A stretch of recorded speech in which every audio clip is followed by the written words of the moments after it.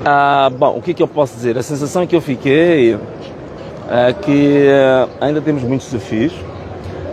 Temos muitos desafios porque uma coisa é o aspecto meramente formal, o aspecto meramente discursivo, de que de fato vamos para um processo de escutação no âmbito de um diálogo nacional, mas me parece que ainda estamos muito defeituosos no aspecto da inclusão.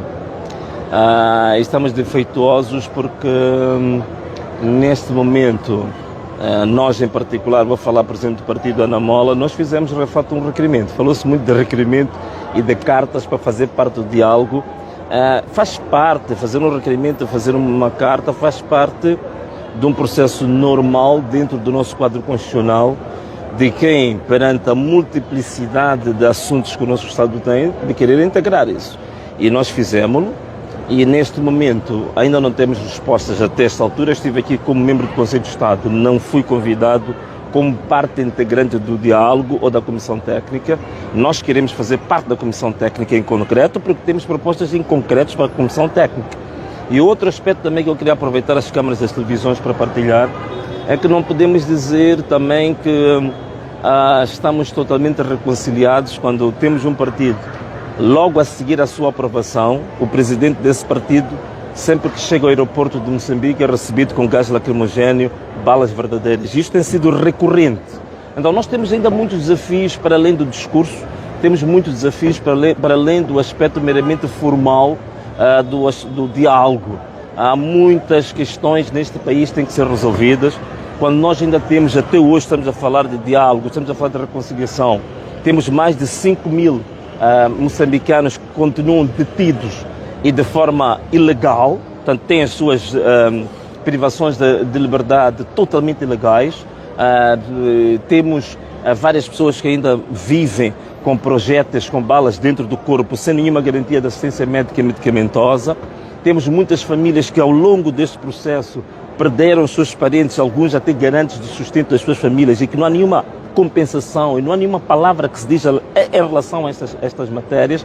Então este diálogo só terá sentido se houver mensagens em concreto para pessoas que até este momento estão em dor, estão em lágrimas. Então nós não podemos estar a falar de um diálogo quando nós sabemos que o país está a sangrar, quando nós sabemos que há lágrimas a correr na face de muitas famílias moçambicanas. Então este é o desafio que eu coloco.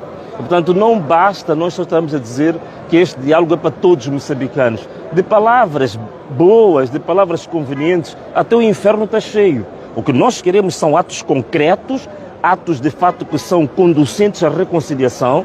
Não queremos partidos que quando fazem as suas marchas, fazem as suas celebrações, até as forças de defesa e segurança são mobilizadas para defender esses partidos, para colocar esses partidos a festejar, digamos, de forma tranquila, e quando há outros partidos que querem celebrar com os seus seguidores e os seus membros, são perseguidos, há gás lacrimogéneo, há detenções, há mortes, há proibições. Nós tivemos um caso, agora que estou a fazer as teleconferências presidenciais para muitos distritos, nós tivemos um caso em Niassa, em que um administrador foi para uma rádio e dizer que a polícia deveria proibir qualquer tipo de concentração de moçambicanos para assistirem a qualquer reunião virtual, porque essas reuniões são contra o Estado, são contra o Partido Frelimo. Isto é horrível e esses áudios existem, temos provas disso.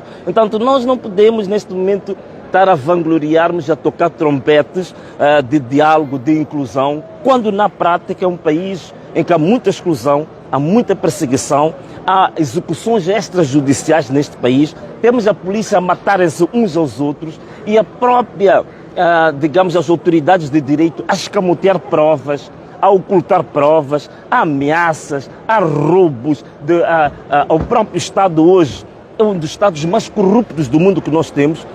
Digamos, no ranking da corrupção no mundo, Moçambique está entre os piores países do mundo.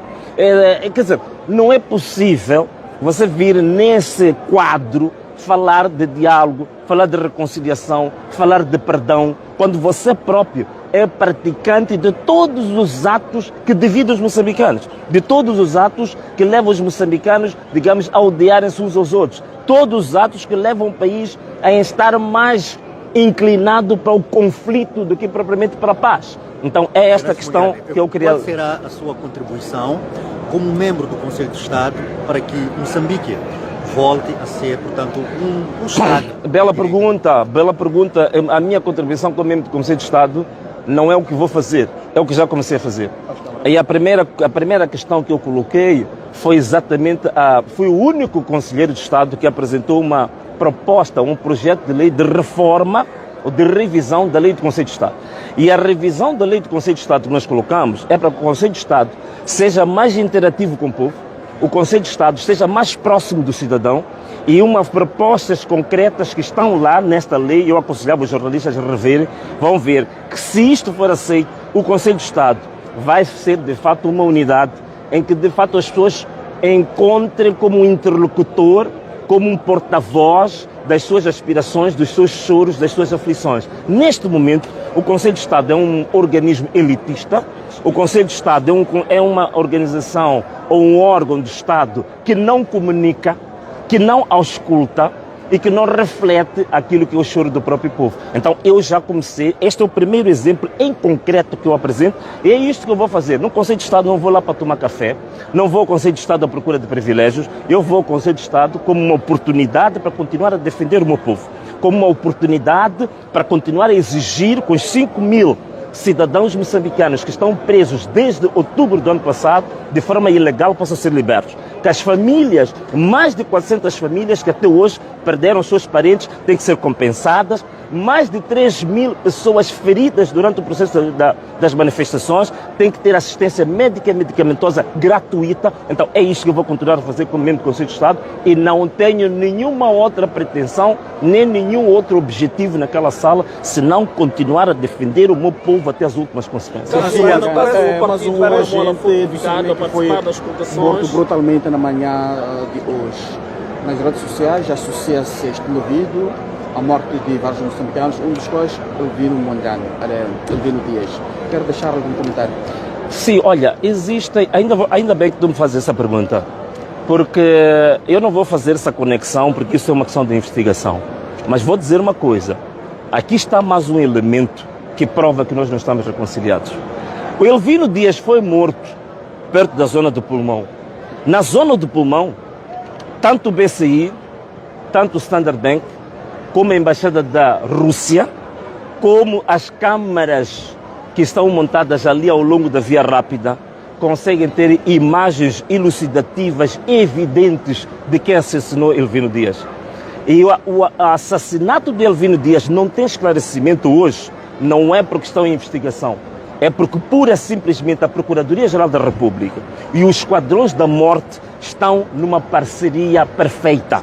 Elementos de prova para saber quem matou Elvino Dias existem e estão na tutela da própria Procuradoria, da Polícia e das autoridades de justiça deste país. Então, este exemplo que estás a levantar, para mim, eu coloco como uma hipótese muito válida, porque existem provas mais do que evidentes, não é só o caso de Elvino Dias, existem provas mais do que evidentes sobre a morte do professor Sistak e tantos outros que foram assassinados. Mas até este momento, todos os requerimentos que nós fizemos para pedir esclarecimentos sobre este caso, dizem que o caso está em investigação, o processo ainda está sendo tramitado. Então, é um exemplo concreto de que não basta só estar a falar de diálogo e passar nesses carros luxuosos que a gente está aqui a ver. Não basta só estar a falar de diálogo inclusivo e depois saírem daqui para os seus palácios, para baixo do ar-condicionado, com bons salários e usar milhões de meticais para essa comissão técnica, quando nós temos um povo que está sendo massacrado. Nós temos polícias que até hoje são chamados e comparados com cães. Quando nós temos polícias que não têm alimentos, nós sabemos, na zona de Buane, que os polícias até tinham que ir caçar cobras no mato para se alimentar. Nós temos hoje militares que estão a reivindicar, que estão a ser tratados abaixo do nível do animal e a única resposta do governo é que esses militares são rebeldes, que esses militares são desordeiros. Portanto, não é possível. Aqui temos um caso concreto de que este processo de diálogo, ele só será verdadeiramente efetivo quando se resolver as aflições do povo. quando parar as matanças, quando se acabar com os esquadrões da morte, quando se acabar que o Venâncio Mondlane, sempre que chega ao aeroporto de Moçambique, é recebido com gás lacrimogéneo, balas verdadeiras, é perseguido, é acusado de terrorismo, quando aqueles que são os verdadeiros assassinos do povo, que cometeram todo tipo de crimes durante o processo eleitoral do ano passado, estão a passear a classe, vão aos seminários, ainda passam por frente das famílias que estão a chorar e descaradamente a rirem-se dessas famílias, engravatados com bons salários, bons subsídios. Enquanto o país estiver nessa situação, este diálogo é apenas uma maquilhagem. Este diálogo é apenas algo para o faz de contas. Então nós não queremos um diálogo de faz de contas, nós não queremos um diálogo de maquiagem, nós não queremos um país que vive de simulações, nós queremos um país que efetive as suas medidas de garantir ordem, de garantir segurança, de garantir reconciliação e de garantir paz entre os moçambicanos. Então, parece que o presidente deu uma resposta ao seu pedido, quando ele diz que não é necessário ninguém fazer Não, essa não é uma resposta. A resposta, quando se nós lidamos com um órgão do Estado, nós lidamos com uma instituição pública, a resposta é por escrito. A resposta é fundamentada na lei. A resposta não é uma resposta política. A resposta não é uma resposta circunstancial. A resposta não é uma resposta que se dá num discurso de circunstância. Então a resposta ainda não foi dada. Portanto, ainda não respondeu à questão que nós colocamos. E nós ainda estamos à espera dessa resposta. Foi solicitado a fazer parte da cerimónia. O partido já foi convidado Eu estive na cerimónia como membro do Conselho de Estado. Muito obrigado. Então nós estivemos aqui em direto a partir da página oficial do Venâncio Mondlane. Um forte abraço para todos. Um beijo. E tchau! Deixa o tripé aí. Vamos fazer um...